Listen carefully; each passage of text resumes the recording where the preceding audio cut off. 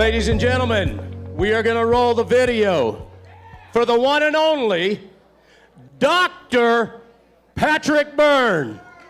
Patrick Byrne is one of the most influential and fascinating people. A true contrarian thinker that's willing to fight against the popular opinion and power. This country's gone nuts. What they have done is so extreme that it's really left a bad taste in the mouth of anyone but the most crazy Marxist lefties. When you have a corrupt rule of law, everybody's just building on quicksand and nobody gets in. There has to be free speech. That's the only way we can have an advance as a society.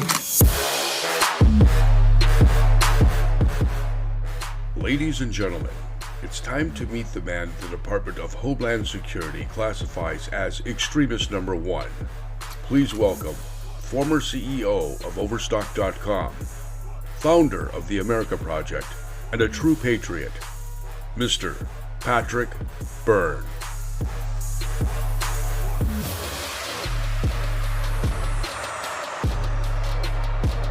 Hello. What an honor it is to be here, to be with a group that honors singing with the J6 prisoners again. I must not commend you on the company you keep. Evidently, you're having DHS domestic extremist number 1. I truly am, incidentally. We got word from Big Country about a year ago. He was talking to some National Guard people or some sheriff's deputies or something who were getting DHS training. And they were literally told when the trainees of the National Guard said, who were you more afraid of, Russia or China? The DHS people were instructed to say, well, we're keeping an eye on Russia and keeping an eye on China, but above all, we're worried about this guy Patrick Byrne and the movement he has going, which means you. That's high praise, isn't it? That's high praise. What an honor it is to have anything to do with the J6 hostages. I suggest we adapt that as our term, by the way. They're not the J6 prisoners, they are the J6 hostages. They've been in prison 3 years, many of them now, and these folks are just doubling down, aren't they? Well, listen, I will tell you something, and I can't say too much because I know I'm live streaming, and I know we've got some journalists here from other places, and probably some people watching, so I can't say too much other than I can tell you, if you follow me in social media, I often, several weeks or months in front of time, I give people hints that when there's something coming, and so a couple months ago, I started telling people about there was a liver punch coming, and it was delivered just about 4 weeks ago, the whistleblower thing on Jack Smith. Who caught that? Who paid attention to that? Raise your hand if you know about that. Yeah, we caught, there's a bunch of folks over in Europe who've given testimony that Jack Smith, before he was doing what he's doing now, was blackmailing people in Europe. And we have affidavits from the people who got blackmailed and IDs and all kinds of corroborating bank and texts and so on and so forth. So that's what Jack Smith was doing, and we think he's being blackmailed now, most likely, to do what he's doing. We have, you must give me a timer. You must give me some sense of how. Well, I mean it. You will by Valentine's Day, really. So I was able to predict that Jack Smith thing about 2 months in advance. I told people there was a liver punch coming, and then that wonderful whistleblower complaint hit a month, December 8th. I'm telling you, we have something else coming. Before Valentine's Day or by Valentine's Day, you're really going to have reason to celebrate. And I think that as far as the J6 hostages go, the informational war will be over. What the Justice Department and what the legal system does from that point forward will just, I can't predict, I'm not a lawyer, and it's corrupt, and it'll just, but at least all questions I think will be resolved by Valentine's Day about what really happened, what really happened in November 2020. I do these, and I never take Q&A, and I actually prefer to take Q&A. So may I suggest for the next 10 or 15 minutes. Let's do some Q&A. Go ahead, raise your hand, somebody with a mic. We got mics here? Okay, this is my question.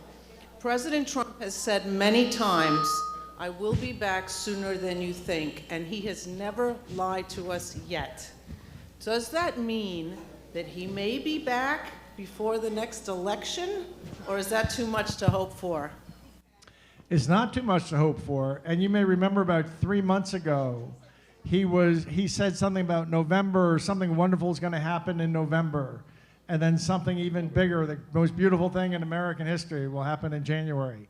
He said that a few days after, my understanding is, he was briefed by lawyers. There's a lawyer grapevine. I'm not in communication with him. But his lawyers got briefed by my lawyers about things that were coming, and I believe that may have been saying that about the work I was doing, in particular the Jack Smith thing. He may have been referring to that.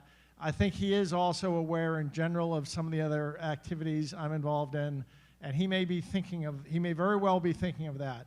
But yeah, there's absolutely a case that can be made that gets him back before this election season.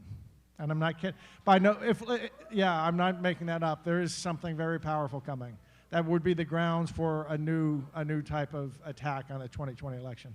I would like your comment on the fact that the elections were stolen by Italy, and a defense firm called Leonardo satellites to manipulate the vote. This is what I'll say. I didn't get too involved in that Leonardo story or the Italian story. I had some involvement after January 20th. By March or April, I actually had some involvement, and somebody was sent over to investigate. It was March or April of the following year. It was long after the events. And it was hard. I mean, there's something very fishy went on. Something very fishy went on when we tried to investigate it over in Italy. And prisoners were moved around and stuff. And I'll tell you this. There's a technique in espionage called twinning. And that is when you have a true story that you want to bury, you create a twin of it that's a lot like it, but different in some key respects. And then you insert a couple falsehoods, and then a couple more falsehoods. And you get it out into the world, you get it some air, you get it some credibility, and you insert falsehoods. Then you expose it as being all the false parts and crash it. And then when anybody brings up, and then they act like it's all been debunked. And then if you bring up the original true story that they were trying to bury, they say, oh, remember that was all just debunked. That's called twinning. It may be the case that the story that we all heard in November, December, January 2020 is a twin. And that is to say, it is not itself true, but it's very close to the truth. But maybe some of the names and companies and things have been changed and locations. But the truth, I do believe, is going to turn out that something, what I've learned through other means, I've been briefed on what actually happened. And some people in Italy did have a role, but it wasn't those people. But it was some other people, and the story is very similar. And this is from some people who know. So I think that there may well be. I've never hung my hat on the Italian job side of the story. I never had anything to do with that publicly, but oddly enough, in the last couple months, I've come to believe that the truth is going to turn out that either what we did here 3 years ago was true, or that's a twin to the real truth. While Don is running back there, I just want to say one thing real quick. Your shirt, I recognize that man. That would be Frederick Douglass. Thank you. Good for you. And Don and I have often said we are Frederick Douglass Republicans. That's right. Good. And that is, look it up, folks. This is a man who started as a slave and wound up in his day a multimillionaire. And he was in the time of Abraham Lincoln. Yeah. Awesome. Let me spend 2 minutes telling you the Frederick Douglass story, because it's actually something when we were talking earlier, I was thinking if there was something else I wanted to tell this group, it was about reminding this group of its roots, reminding the Republicans of your roots, our roots. I'm from New Hampshire. And let me first tell you about Frederick Douglass. Well, no, let me first say about the origin of the Republican Party. There used to be, no, let me first say about Frederick Douglass. He was born 1818, he thought, because slaves did not even know, he said that they'd have no more knowledge of the year of their birth than a horse would. He never read until he was 10 years old, and his mistress was trying to teach him to read, and the master said, don't teach him to read, it'll make him unfit for being a slave. So from then on, all he wanted to do was learn to read, and he traded crusts of bread with white kids to be able to practice A's and B's in their workbooks and stuff. And he had access to this one book, and I carry it around with me. It's really funny. He had access to one book. It was called The Columbian Orator. And it's a book of speeches on the subject of freedom, going back to the Greeks and the Romans and the British and the Dutch and everything. And so it's like, I like to say, it's like you raised a kid entirely on Kobe beef. The only thing he ate was Kobe beef. Well, intellectually, the only thing Frederick Douglass had to read was this one book. He came out, and he escaped when he was 20. He fled to the north. He became a longshoreman. And people discovered this great oratorical power. And he was asked to write the story of his life. And he wrote this slim little novel, slim little book called The Narrative of the Life of Frederick Douglass, an American Slave. It's the greatest of the slave autobiographies. It's extraordinary if you have not read it. It's one of the, but the thing was, this guy wrote this magnificent book 10 years after he learned to write the letter A. That's what always astonishes me. He became such a great writer in defense of our principles that if he had been born 75 years earlier, we would have counted him as the greatest writer of our founding fathers, even better than Jefferson.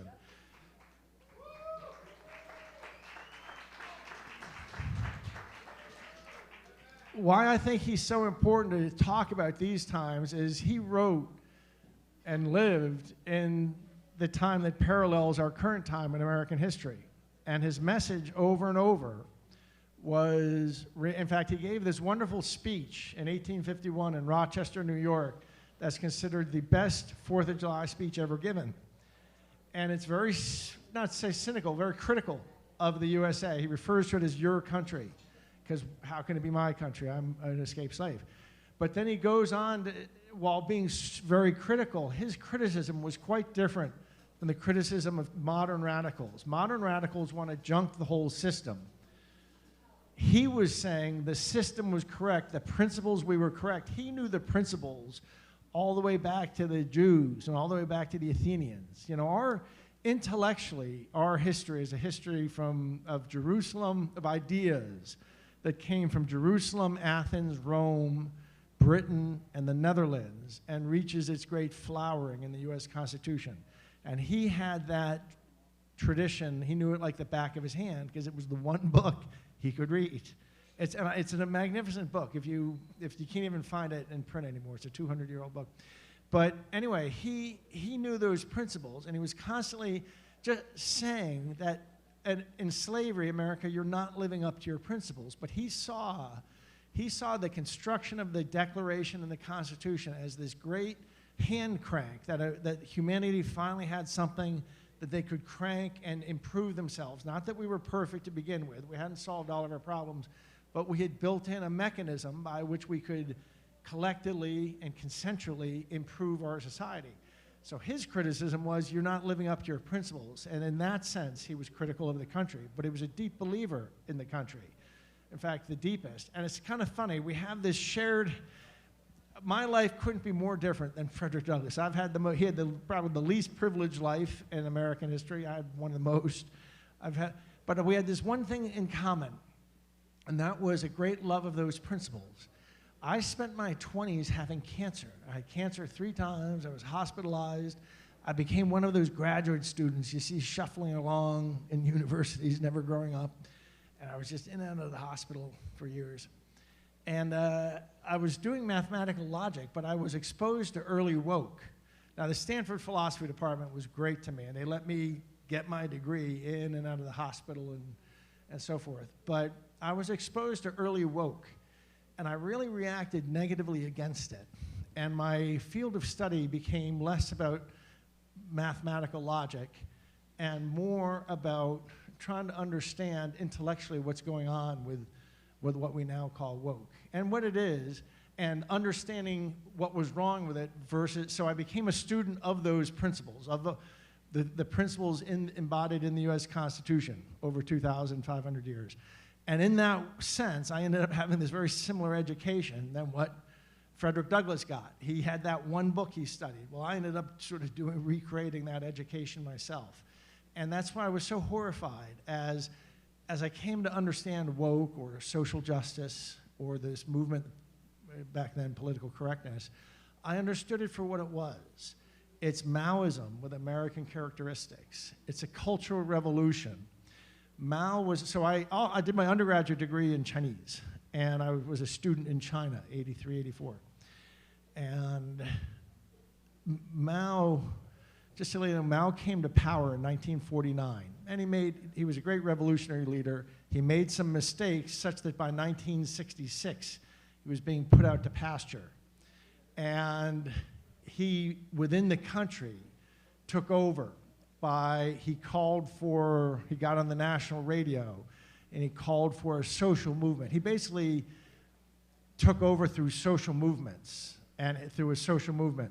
And he said, we've been taken over, we've been infiltrated by these running dog imperialists, and there's bad types of people in China. Anyone who was a landlord, anyone who was a capitalist, anyone who fought the revolution, anyone who's undesirable, or something else. And if you're one of these people, you're bad, and so are your children. And this is what was so smart. He harnessed the desire of teenagers to belong and to be loved and such, to get laid, probably.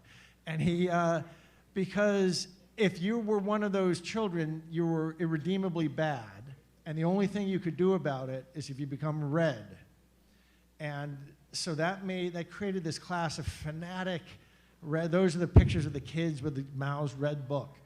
And they created this fanaticism, and they kind of took over the culture, they took over the country through the institutions. And there's so many similarities to what he did and what we're going through today. But of course, in our case, our bads are if you're white, male, Christian, and straight, and your children inherit bad unless, and for them, either becoming one of the 87 genders or becoming woke is a way to escape that. So we're really walking through this manipulation of society that's very well engineered, very well understood. It's being managed scientifically. However, we've definitely screwed up their plans, and they know that. This was all supposed to be over by June of 2021. Color revolutions, none of them last 6 months. People like us, people who resist, 3 or 4 months, we're gone. It's all been forgotten. This is the first time that it's not only been resisted, we've stretched it out 3 years. We have 10 months to go. Monsieur Massaquoi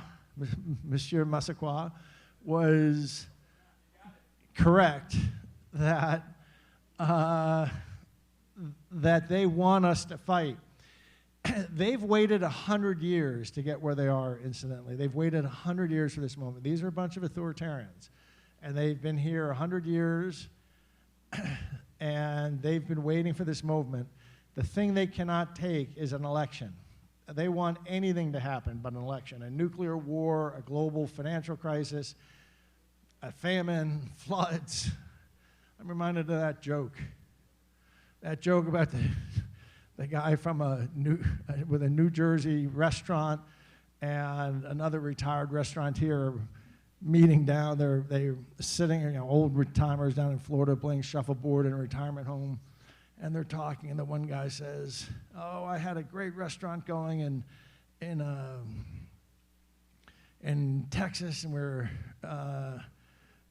making a bunch of money, and unfortunately lightning came and hit my restaurant, and it was gone." And the other guy says, "Oh, I'm going to screw this joke up, sorry." And the joke was the guy in New Jersey ends up saying, "Well, I had a flood came and took my restaurant, and the guy says, "How do you fix a flood? You know, how do you rig a flood?"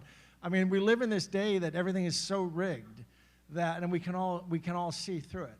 And no one has ever stood up this long. And you know what made America different in this respect?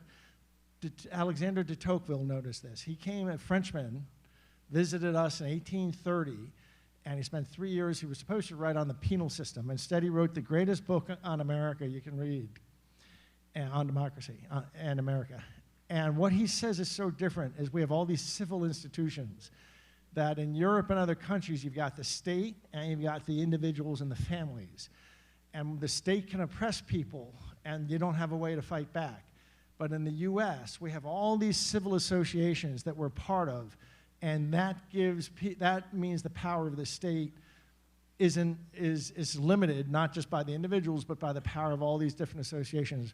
What Mike Flynn told me, the only chance, I thought on January 20th, I was ready to flee the country and set up, wait for the resistance to get going. And Mike Flynn said, no, we have one weapon that they are not counting on. We've got the American people. And it's the most powerful weapon we've got. And we have to, it's the only thing we got, Pat.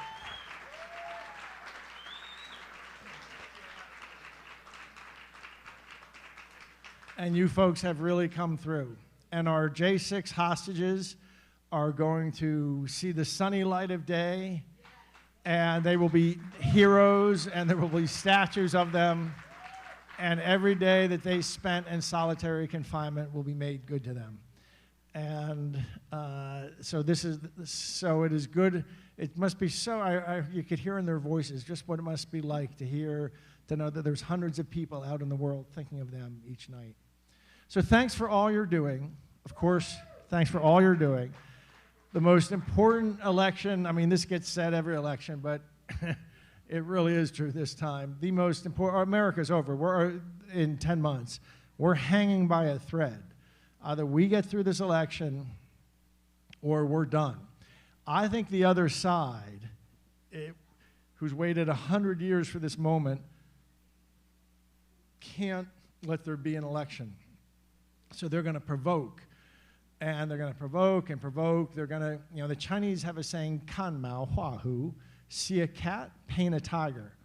Anything you do, they're going to look at J6, how they magnified J6 into something like 9/11. And anything we do is going to be magnified. Any cat you give them, they're going to magnify and show society a tiger. So we have to be very careful about our cats and always maintain the moral high ground. That's really what it comes to. We always have to maintain the moral high ground. But again, by Valentine's Day, I think we will be in a new phase in our war. We'll be in a completely new phase of this war. Okay? What other questions for me? I'll take two more. All right, two more. Hold on one second. There was a gentleman that was standing with me, sir. All right, here we go. I'm here with a bunch of volunteers from New York Citizens Audit, and we've had obtained information from the New York State Board of Elections for the 2020 and 2022 general elections. And what we've been able to discover is when the New York State Board of Elections certified the 2020 general election, they certified it with 338,000 plus more votes than there were actual voters in the election. And you had talked about truth, and I remember Mrs. McAbee earlier today talking about our government.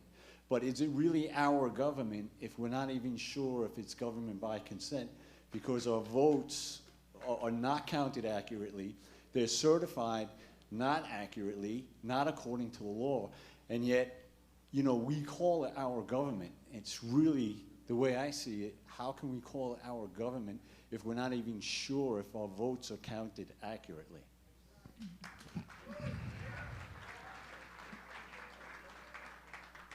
The core principle of the Declaration is that we start off with rights and we form government in order to secure our rights, and that just government derives its power from our consent. That's our consent, we the people, consent of the governed is the most atomic principle of our tradition. And you're correct, sir. If we don't, how do we measure what it is that the governed consent to? We hold elections. If the elections are crooked, they are taking away the most fundamental atomic principle of our tradition. And there's a name for a society that does not run on consent of the governed, where our consent doesn't matter. The name of that kind of society is a slave society. It's a slave society. After a 2,500-year battle, freedom and slavery, we're down to the final chapter, and if they extinguish it here, it goes out for the world. I get these messages from all over the world. Mr. Byrne, we're holding on in Germany, we're holding the line, the light is setting in Germany again, but we're holding on as long as we can, but all eyes are on America. And if it sets in America, it's done for everybody. And so you are right. They are snipping the most fundamental principle of our tradition if we let them take of consent of the governed, if they can steal elections. Well, they stole the last one. They wanted to steal 2022. Don't believe there was not a red wave. There was a red wave, and they stole.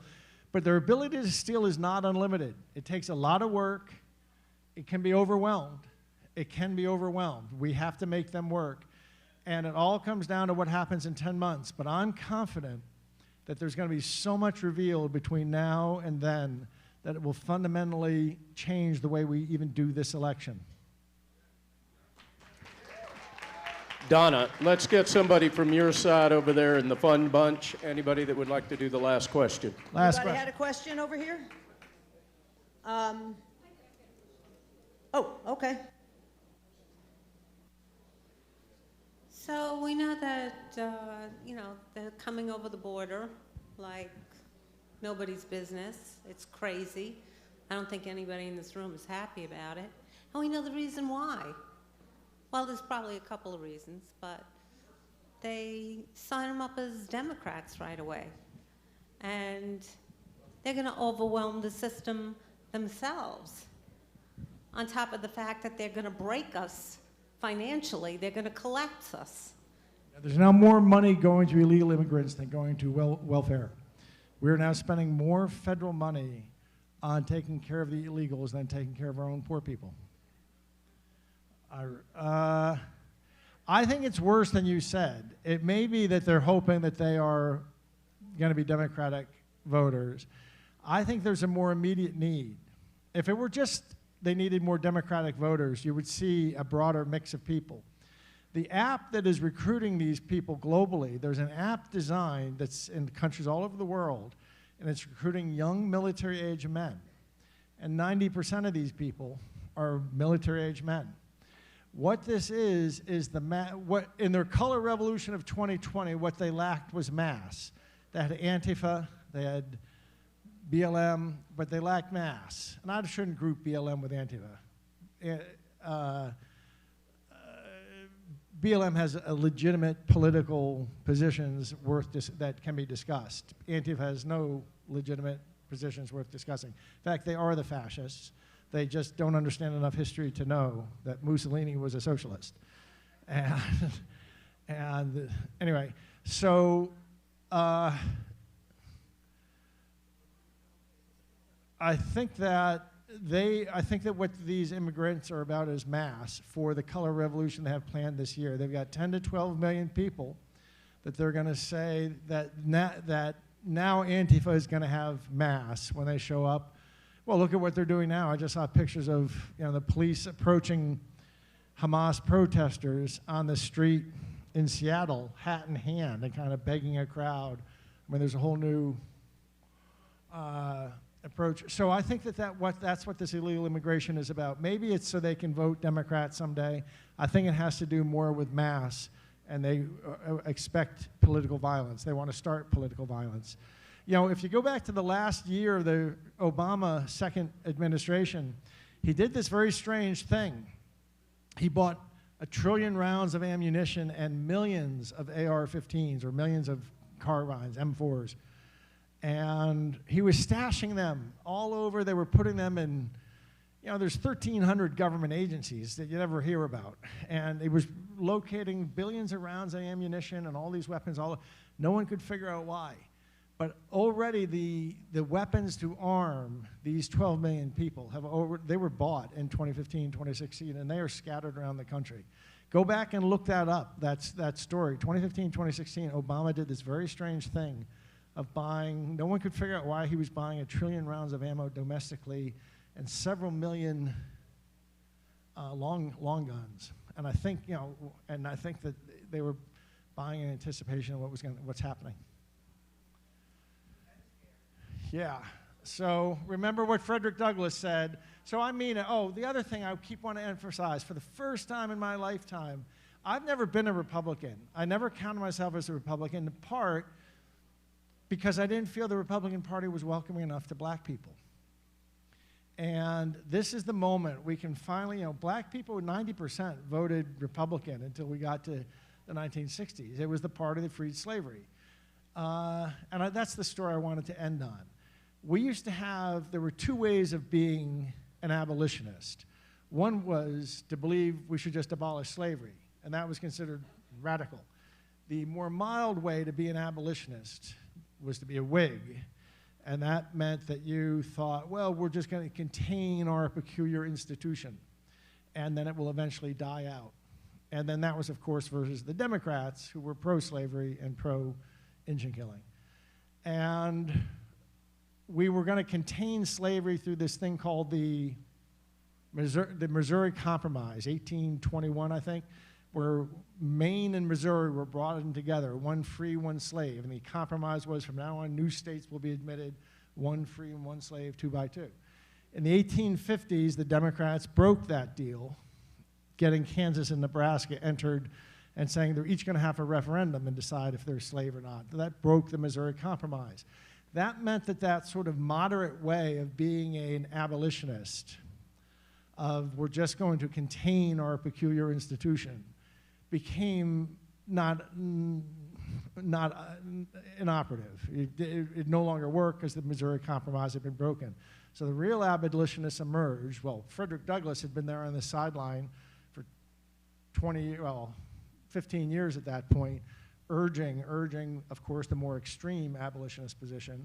And at that point, once the Whigs had collapsed intellectually, a group of people met in a tavern in where I'm from, in upstate New Hampshire, in Franconia Notch. And they said, we're going to create a party dedicated just to the extreme abolitionist position. We're going to end slavery by ending slavery. And that was the Republican Party. That's the birth of the Republican Party. The Republican Party always stood for not just that, for the 10 years of Reconstruction. People forget the real history of the black community in the United States is quite different than what's being taught in schools. The schools are correct up until the Civil War. But they forget that after the Civil War, there was a 10-year period of Reconstruction. 22 blacks were elected to Congress from the South. The Republicans were running the South, and it was like, it was working. And then they withdrew, they got squeezed out politically, and the Democrats took over, and we got Jim Crow and Plessy v. Ferguson and all that stuff. And for 100 years or 90 years, they lived with that kind of stuff until the 1960s. And even in that period, there was this history, though, of black progress. But throughout it all, it was always the Republicans fighting for the black community. They desegregated the armed forces. People forget, was it Wilson who resegregated it? But for years, decades, the federal government and the military were desegregated. And then Wilson resegregated. It took Eisenhower to come by and desegregate again. The Republicans always stood for the black community. And I'm not sure that we've always, in the last 50 or 60 years, made the black community feel as welcome or understand as, I've had people tell me I've had folk in the black community tell me the reason we all vote Democrats is Republicans don't even show up. They don't even show up to ask. They don't even show up in the hood. They don't show up and do any organizing. They don't even ask. Well, those days are over. There's really a strong mentality now in the black community of at least being open to reconsidering their political positions. And I hope we really take this moment. There's times when As a retailer, I know there's times when you don't have a customer, your opponent has your competitor has a customer, and when that competitor fails his customer is when you want to step in and love bomb them. And this is the time we need to make sure that we need to dispel any images that have been, any lies that have been sold them about what the Republicans really stand for. Okay. Again, what an honor, and thank you for keeping the faith. One more month. Keep better company.